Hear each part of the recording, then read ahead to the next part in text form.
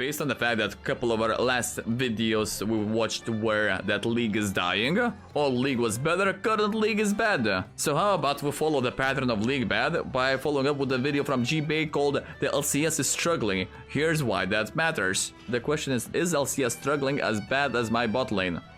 Let's see. Currently, the North American League of Legends scene, the LCS, is having a disastrous offseason that has some pretty wide-ranging implications that extend far beyond just North America to every region. And I would argue it extends beyond League of Legends as a whole. This is something that could affect essentially every esport. For those of you who have not heard what's going on, I guess we should start off just by talking about the news. Yeah, that was my question. What the hell are we talking about? Is NA performing badly as usual in the playoffs, or what's going on? The course of the past few months, but particularly this past week, there's been The way I tried to use the dash makes me sad for the future. What? What happened? Loads of announcements about all sorts of negative things for the LCS. In particular, the LCS broadcast crew is losing a lot of its talent. Freak is retiring from casting. So that's what happened. That's why I didn't see Freak in a while. Oh my god, bro. Freak is literally the face of LCS. We lose Freak, we lose LCS. It's as simple as that, bro. Granted, Riot, I know you are cutting budget. Hear me out, Riot. Got a genius idea. You are cutting budget because we saw the cinematic, well, rather a lack of cinematic. So we know that you are saving money. So if we are losing Freak, we're losing LCS. LCS brings money because it brings viewership, it brings sponsors, yeah? So how about, instead of trying to find a replacement for Freak, and do it in an efficient manner, because replacement for Freak will need a salary. Salary means money. Money means your budget is getting out of control, Riot, you know? We need to save money. So how about, hear me out, that's the big brain idea I have right now. What if we create a VTuber, yeah, avatar, but instead of, ooh, girl, we make it and shape it like Freak. Because brother, AI is getting out of control.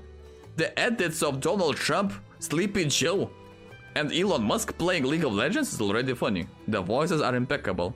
So all we need to do is manage the visual aspect of it. And that's it, bro. You invest, bro, maybe a couple of $100s into that, and you have Freak for life. Think about it, right? Ash was just removed from the broadcast team, and Pastry Time is also moving on from casting as the LCS appears to be trimming down to some sort of skeleton crew. Freak announced his retirement a little while ago to move into game design at Riot, which seems like it might be a pretty positive thing for him, but the other two announcements were weirdly foreboding. Dash announced this past week that he was leaving the crew not of his own volition. Rip? Are we actually cutting the budget so badly that even my boy is leaving? What do you mean? That was the saddening part in all of it, is that I wasn't spoken to prior to the news just being, you know, delivered, like being told that this was what was happening. That would probably be the only piece in the whole puzzle that I think really eats at me. His text announcement on Twitter stated, Riot, hold up. We are actually cutting on the fucking budget like that. Oh my god, Riot, come on. That apparently the LCS has no need for a consistent host, which honestly feels like a bit of a slap in the face, considering he's done a really good job of hosting the league for almost a decade at this point, literally just winning the Esports Awards Host of the Year for 2022. When this... Imagine winning Host of the Year, straight up winning the award. And then Riot says, you know, nah, brother, you know, we don't need you. It's not because we're cutting budget, not because we have, as CEO said himself that this year we'll have the biggest budget ever. It's not because of that. Nah. Hold on, maybe that actually makes sense. This is the reason the CEO said they're gonna have the biggest budget this year ever. Bro, we had no cinematics, so we're saving money in there. We're cutting our hosts, we're saving money in there. We're cutting gameplay, we're saving money in there. We're cutting on the matchmaking, we're saving money in there. We're cutting money on new champions, we're saving money in there. Bro, the only thing that remains are skins, yeah? And what skins do? They bring money. Straight up big stonks. Well done, Riot. Literally just winning the Esports Awards Host of the Year for 2022. When this announcement dropped, Twitter naturally freaked out with all of this news, and I myself started commenting on some of it, at which point Pastry Time chimed in, reminding us that he also announced his retirement a little while ago, and he specifically informed me that that move wasn't entirely voluntary either. Yikes? You personally, as a viewer, might like or dislike any of these casters. The league scene has very... No, we love them all, bro. Straight up, we love them all. strong opinions on who casts their games, but to see all of them go in the same offseason, not of their own volition, is a really worrying sign about how Riot is looking at the future of the LCS. What's made this even worse is the fact that Riot hasn't made any comment on pretty much any of this. They aren't... When was the last time we saw Riot make a comment regarding anything? Nope. No, well, okay, granted, they included a new developer update, new videos, which are basically straight up give them a script, they read it a couple of minutes, and that's it. So yeah. Trying to spin this in a positive new direction. It's kind of like they know that this spells doom and gloom for the league, and they're hoping to just let the news cycle die out. And these announcements are coming in line with so many other negative announcements that keep on happening with regards to LCS franchises and League of Legends esports as a whole. At this point, there's almost too many stories to reference, but it seems as though every LCS team is scaling back operations for the upcoming year. No, I mean, granted, we are in the downturn right now. So, you know, we are in the recession right now, so that makes sense. Are getting hit with layoffs, and esports in general seems to be going through some sort of massive recession. Yep. I feel like I showed up and first became aware of the esports scene in around, let's say, 2014. I was very confident esports was going up only. Yeah. Do you feel that way still? It was never going up, bro. The esports is a big scabbat, bro. Especially having the esports organization is the loss of money. It always has been, it always will be. At least until we figure out the deals with advertisers, and that's not something that can happen anytime soon. No, not at all. Esports has never really made that much money. But of all the news that's happened recently, I think the scariest thing that's come out is that Riot is moving the LCS time slot. The LCS, which has been broadcast traditionally on Saturdays and Sundays, is going to be moving to Thursdays and Fridays. Why would you do that? Because the buying power, the prime target, the prime audience is NA. Sure, Europe is good, yeah, but I mean, let's just be real, NA has more money. So this is the ideal audience for anyone who is dealing with broadcasting or content. NA, money in there. So why are we going away from anyway? Are we focusing on LAC right now? Hold up, what's going on? Which isn't that bad on its own, but on top of that, games are now going to be broadcast at 12 noon West Coast time, 3 p.m. East Coast time. That's also with the most important games being broadcast right at the start, right at 12 noon West Coast, 3 p.m. East Coast, which basically means if you are in North America and you have a job or go to school on the weekdays, you will not be able to watch the LCS anymore. You're basically the target audience to whom this game is targeted at. That's it. Domestic league is specifically not going to be viewable to you. This is obviously really frustrating to a lot of people who have rallied out quite a bit at how upset they are, and in general this move doesn't make a lot of sense. It appears as though Riot is kind of trying to make the LCS more viewable to European viewers at the expense of local North American viewers, but that's a really worrying thing to see. Traditionally, esports have been much more popular in Europe than they have in North America, and I can see why it might make a bit of business sense to try to cater more to those viewers. No. I mean, sure, from one point of view, we can see that's understandable. From the other point of view, bro, business. What do you mean, bro? And they brings more money, let's be real. But I don't know if the LCS can survive without local North American viewers and players watching. I mean, can you imagine if another sport did this? Could you imagine if the Bundesliga in Germany specifically scheduled all of its matches to be at prime time viewing hours for Brazil? Because the only way that they thought they could make their league survive was with a strong Brazilian viewer base. That's the I mean, sounds like a plan. Equivalent of what the LCS is doing right now in North America. Now, most people might not look at this and say that it's necessarily anything all that bad, because the LCS, frankly, has been due for some form of regression. Bluntly put, the LCS has not been putting forward a good product in recent years. There's not really any reason someone should watch the LCS. Of course, the stereotype that Europe is better than NA, but it is what it is. Of course, if you're choosing to watch the LCS, you aren't really seeing high-quality professional League of Legends, at least compared to the other regions and domestic leagues in the world, as we have seen consistently with LCS kill issue. Exactly, bro. LAC way better. All of the poor international performances that NA has given at pretty much every international event. The LCS also isn't necessarily unique in strategy or personality. There's nothing particularly entertaining about this league compared to... I know. He said personality. What if someone from the LCS teams replaces a jungler against a new jungler? A Hecarim main. Number 1 main. Like, brother, think about it. Now that guy would skyrocket the viewership of LCS. Especially if we could be able to listen to his live comms and funny stories. Think about it. To every other, since most of the biggest names and most entertaining personalities in the region have opted for streaming careers rather than trying to go pro themselves. Really? Because streaming pays you more than being a pro, and less hours and less stress. It's just a better deal. The only reason anyone would watch LCS over every other domestic league that they have available to them would be if you had some sort of connection to North America. If you are from the region, perhaps, you might want to see the local North American players. They will not be the best in the world, but you might be curious about who the best players are in NA. Good luck with that. If you somehow didn't know, the NALCS has so few local players at this point, it's essentially a joke. About half of the players rostered by teams are not from North America at this point, and of the 3 teams that were sent to Worlds last year... But I mean, this makes sense. If you have the money, you just buy the best player, that's it. Who is representing your country. Is this morally and ethically right? I highly doubt it, because it's not representing region, but... You know, what is region? The player? Or the one who owns the player? Who owns the team? Because look at football. We had the World Cup. Look at France and their team. Like, bro, the team wasn't very local. That's all I'm going to say, you know?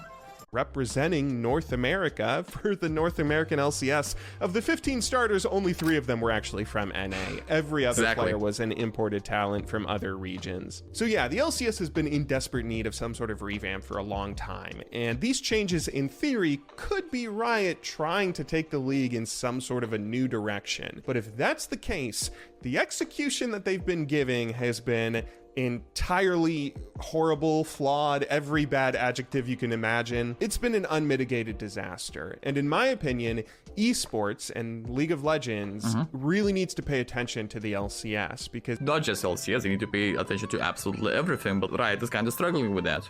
In many ways, the LCS is the canary in the coal mine. So if you're unfamiliar with the phrase, before modern technology, people that worked in mines used to always take a small caged bird down with them. No, the canary, yeah. The canary dies first so the people can survive, yeah. Rest in peace, birdie, but it is what it is. Canary whenever they went down to work. This was because canaries have really quick breathing rhythms while also being really, really light. So if there were ever to be something that went wrong, like a carbon monoxide leak, the canary would die from carbon monoxide poisoning almost immediately. This could then serve as a warning to the miners that they were in serious danger. Yep, so you see one dead bird and you run, and you get the f*** out from there, bro. So you sacrificed one bird and the entire squad of the miners survived. Something has gone wrong and they should all evacuate immediately, hopefully before any other loss of life, apart from the poor little bird. Now, I think the LCS is something that provides a lot of value because in many ways, they are the weak link. The LCS is the canary in the coal mine that everyone should pay attention to because... Bro, we knew LCS was a skill issue, but compared to a fucking canary... If something goes wrong in esports, the LCS will be the first signifier to let everybody know. And God forbid, if the LCS dies, I think that's going to send everybody running for the exits. To better explain this, though, let's go ahead and rewind a little bit and talk about what it is that makes the LCS significant in the first place. Esports has always had this big problem holding it back, which is that gaming has evolved way too quickly for competitive gaming to ever become a real thing. I think it's fair to say we as fans want to see gaming competitions with players who are just paid to compete professionally, the same as traditional sports. We want to see people who are able to devote their lives to their talents, giving us the most entertaining and intense performances imaginable. We love these games and love seeing how far they can be pushed by a human being, so in an ideal esports world, someone shouldn't have to worry about going back to work a day job in between tournaments. Isn't that what we have right now? Hold on. Bro, imagine he's about to go to that side of explanation where he says that teams, the players on professional teams are not making enough money. But for almost all of esports' 50-year history, that's always been the case. Competitors have rarely been able to make a real living off of just playing games professionally. For someone to make a half-decent income doing that just through competition alone, they would have to support themselves exclusively off of the prize money given out to victors at most events. Yes, but we'll also have sponsors who are sponsoring the team. You're representing the team, you know? So when you see someone in TSM, for example, wearing a t-shirt and it has BMW bar logo on it, bro, BMW paid them a bag to represent. So, you know, that's one of the sponsors. That's where they're also getting a bag. It's not only the prize money. Meaning you would basically have to win every single tournament you attended just to pay your bills. Across esports history, there have been some people able to do that, but of course not many. Most esports competitors have had to resort to some other form of side career to help support themselves. Sometimes that means having a day job, sometimes that means working as an entertainer essentially. That's Ocelot we're looking right now. That is my boy Ocelot. Those of you who don't know, I feel like he started playing in Season 1. Yeah, he was straight up a pro back in the day. Then he joined, I don't remember which team exactly. But long story short, he lost so badly that he decided to create his own team. Now you might be knowing that this team as G2. That's the team he created. That's the organization he created. Everything was going smoothly for G2. G2 the best, as because the stereotype is that Europe is slightly better than N8. That's why G2 on top. That's why everyone was rooting for G2 during the Worlds. But during the era of Andrew Tate being in the freedom, being free, not locked up as he is right now, my boy Ocelot, as the CEO of G2, as the owner and the creator of G2, decided to hang out with that guy and went with the top G mentality and tweet about it. Long story short, Ocelot had to resign. So, you know, you cannot say that Andrew Tate, the top G, helped out my boy Ocelot in here. With live streams in between practices, or maybe running a website or some other related gaming business. All of this is largely because there's never been a true esports league that's been able to generate enough money to pay players for competing alone the way traditional sports do. Esports leagues have been set up many times over the course of history, and some of them have been really great competitions, but it's rare to ever find true year-long professional leagues that have been able to survive more than a decade. When people try to set up leagues, they always run into a litany of problems. Tournament organizers might run into licensing issues with a game's developer. Yeah, Nintendo pulled that move on the Smash Bros. Tournament because it was just didn't make any sense. From the marketing point of view, it didn't make sense. From the business point of view, it didn't make sense. It was straight up a horrible decision by Nintendo because Nintendo decided to throw a fucking tantrum. They might struggle to keep an audience's attention with sequels to titles being released. Even in the rare circumstance where a game develops a pro league with players who are paid salaries and millions of fans eager to watch, it always feels like a matter of time before the ever-evolving nature of video games pushes this league out of existence. This has always kept professional gaming from ever really being professional. It's always been more of a niche hobby than a career. This has always been a really frustrating, ever-present problem in esports, and it's what the LCS model was finally able to change. How did they change that? Okay, out of curiosity, how did they manage to change that? Sponsors, advertisements, because right now whenever we're watching any, not just LCS, when we're watching LEC, LCK, any scene that we're watching from Riot, we've got, whenever a player builds an item, what are we saying in the chat? Thank you, MasterCard, because that build is that new item has been been sponsored by MasterCard. Also, Mercedes-Benz as well in the ads, you know? Sponsors, that's my angle. Let's see if I'm right. Today is the day, the official start of the League of Legends Championship Series. This is a groundbreaking moment in league history as 8 North American teams take their first steps on the way to the Summoners Cup. The LCS model was meant to solve all of this, structuring league esports like a true sports league. 8 teams, eventually expanding to 10, would play in a yearly seasoned competition.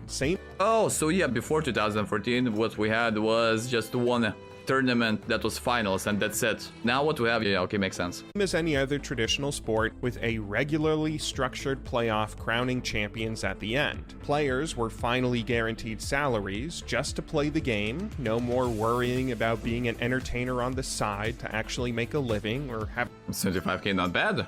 But if you take someone who is performing on the pro scene and give him some marketing, make him into a streamer, into a content creator, bro. This figure can be made in 2 months, maybe in a month. Having to retire if you don't win enough prize money from your next event, fans could be certain of when and where to watch their favorite teams play, with regularly scheduled programming that was easy to find and follow. And to finish it all off, of course, there was still a major international event at the end of every year, which would pit the best teams from every region against each other to crown a world champion in a big celebration of all the competition year-round. Now, this structure was not perfect. Make no mistake, it had many flaws. There were way fewer international competitions occurring compared to Moscow 5, yeah.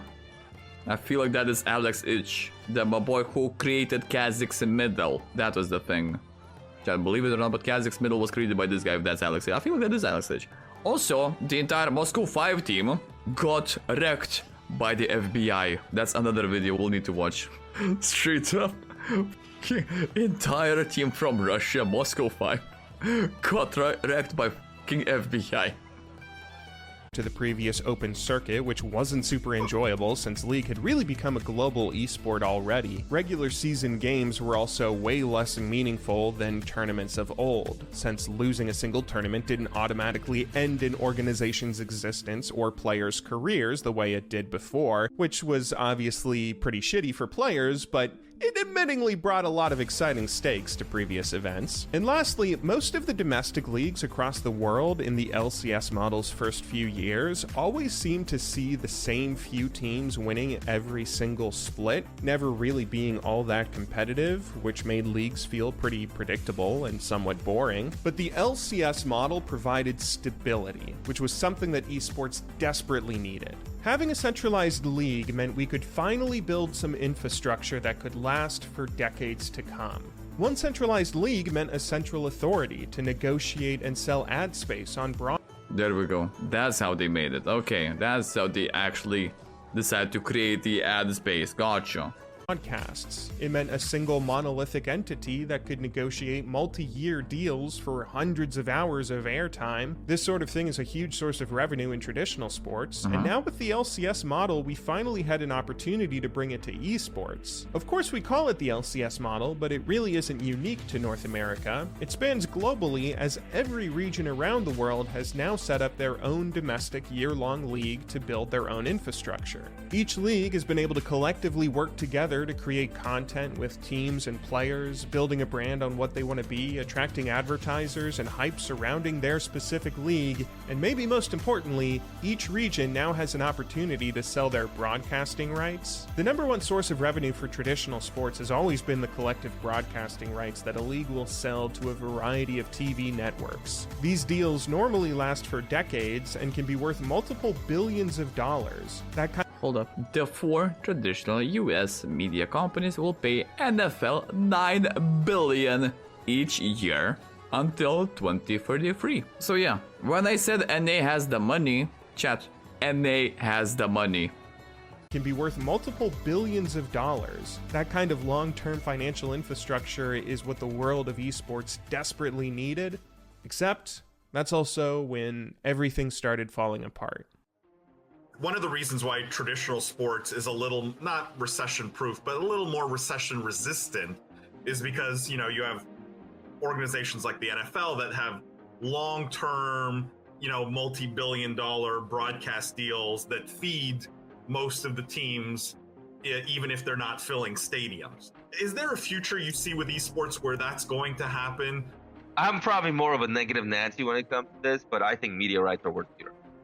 Right, like zero is probably a hyperbolic, but it's not worth anything, right? There's only a couple players out there, and they're not looking to bid a lot of dollars for this stuff. It turns out streaming rights are worth next to nothing, at least compared to television deals. YouTube and Twitch aren't paying out billions of dollars to broadcast the LCS. Every league found this out as they began negotiating deals with their own domestic streaming service. But we also have to consider the fact that it's gaming. We're talking about gaming. The whole platform of gaming is in the internet. How did we get familiar with gaming? League of Legends in this example, yeah? By free marketing. You saw a League of Legends edit. You read the post on Reddit, you saw a funny meme, I don't know, you saw something.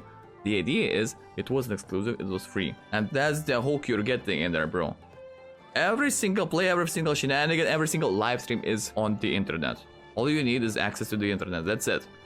NFL, bro, for that example, sure, there are broadcasting rights, but the main, in the very beginning, I'm looking at the very start, yeah, the origins. The start was filling up the stadiums. All you need to do is buy a ticket and you go to the stadium and watch the thing. In here, the point I'm trying to make is that, bro, that's free marketing, bro. If you're not paying, bro, if there's going to be someone who will stream that for free. You know, who will stream the entire LCS, who will stream the entire tournament for free. Because that's the internet, bro. That's what we do on the internet. Services. No broadcasting rights meant relying more on sponsorships, but State Farm halftime shows can only pay so much, so that means teams relied more on individual sponsorships, individual ad impressions, individual streaming numbers, and before long we're back in the old system of teams caring more about promoting themselves as a brand or a company than they actually care about competition. What was really interesting about this model was the fact that everybody suffered from these problems, even the best teams in the world and the ones that consistently saw the most success. For most of League of Legends history, South Korea has been the best region in the world, and for obvious reasons, they are just built different. its domestic league, the LCK, has been the best competition. Everyone was reminded of this at 2020 Worlds when Korea had two of its top teams fighting in grand finals to win their 7th Summoners Cup, giving them more world championships than every other region combined. NA, what's happening? NA, brother, NA, what are you doing? LCS monster. But NA is a good region, remember that. Anyone tells you otherwise is absolutely lying. But even with all of that success, this past offseason, the LCK has been losing sponsorships. Even the best region in the world, with all of their titles and glory, are struggling financially right now. Former LCK commentator and player Cloud Templar highlighted this very potently on a stream recently, where he went so far as to say, after the World Championship, the LCK this year spent so big that if we didn't do well at this year's Worlds, it would have been a crisis. The LCS model has brought a ton of success and stability in the world of professionalizing esports, but recently it started to look like this might just be a house of cards that's about to come tumbling down. That's literally every single business ever. It is house of cards. Sure, the stronger the foundation, the bigger cards you have at the bottom, but at the end of the day, if there's a bit of an earthquake, a couple of cards can fall. And then your foundation is not so strong, even though you believed it was strong. And then everything's collapsing. What's so worrying about Riot showing signs of restructuring the LCS, and why I say it's a canary in the coal mine, because if the LCS, League's weakest link, begins showing signs that something is seriously wrong, you need to fix that carbon monoxide leak ASAP. Because if it dies, that's going to send everyone else running for the exits. The prospect of that happening makes me unbelievably sad, because I have spent the past 10 years of my life following these stories for a professional career, and being someone who is also a pretty big traditional sports fan, I can say with confidence that these stories and these players are no less impressive or less deserving for all of the incredible accomplishments they achieve. These players are doing incredible things and taking insane risks for their careers. They work harder than most athletes do and get rewarded so much less as it is. They're putting every waking moment of their lives into this game and deserve to have their accomplishments put on stage with their stories shared across the globe. Personally speaking, I think that a lot of the players and stories in esports, and specifically in League of Legends in these past 10 years, are unbelievably exciting, and they should be given an even larger stage. I would be heartbroken if we went back to perpetual niche status, where the only people that could even have a semblance of a professional career is someone who goes off and wins literally every tournament they attend. The LCS model may be broken in many ways, and it may need to change. It may need to reinvent itself or do something to keep itself around, But now to think about it, I'm going to be the devil's advocate in this scenario. Yeah, everything is falling apart. But if we take a step back and look at Riot and what is Riot doing. Straight up, when it comes down to League of Legends, Riot is taking L's everywhere. Left and right, bro. Maybe that's their angle. Maybe they are deliberately taking these L's because they are back at the board drawing something, making a new plan. Is that the scenario?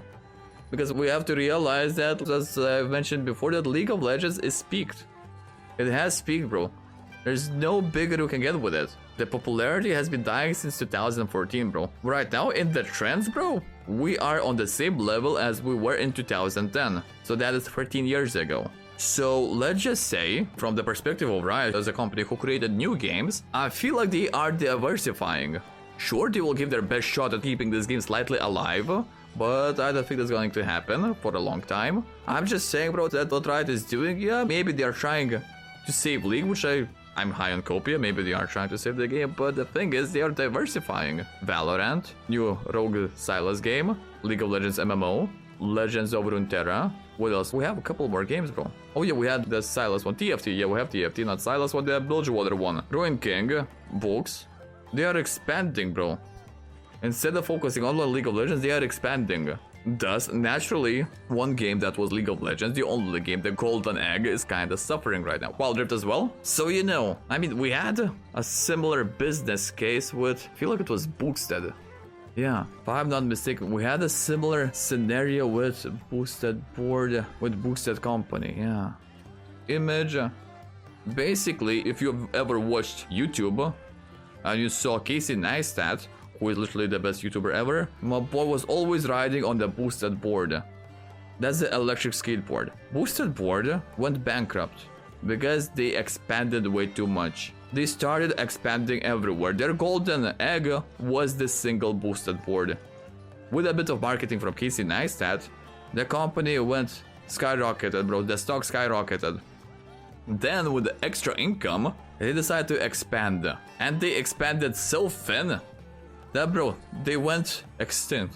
They went bankrupt. Imagine the same scenario is going to happen to Riot, which is highly unlikely because Riot is owned by Tencent. Tencent is a Chinese conglomerate that owns billions and billions and billions of dollars. So, you know, financially that's not the case, but realistically, bro, from the perspective of player base, from interest, that's a bit of a risk they are running right now. That's all I'm saying.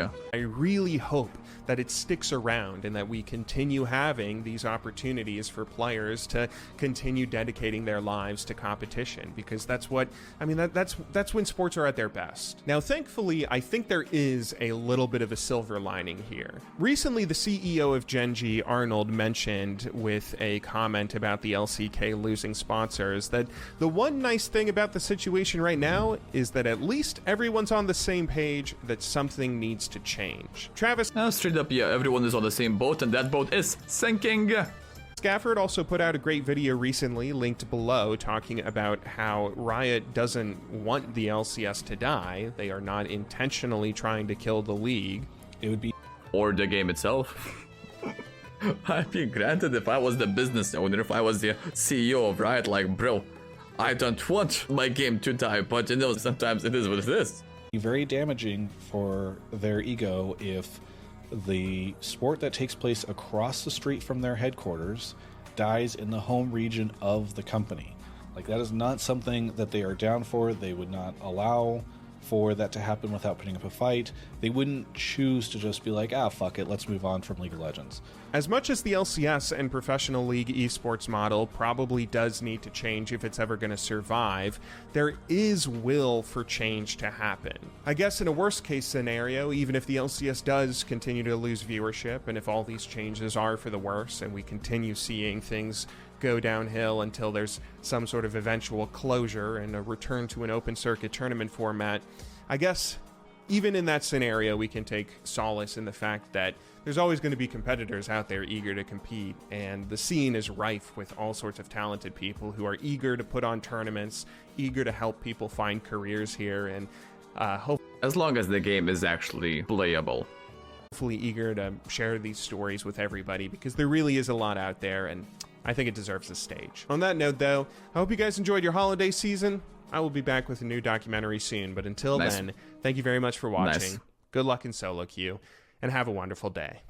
Luck in solo queue. Thank you, but it is what it is. And that's the video.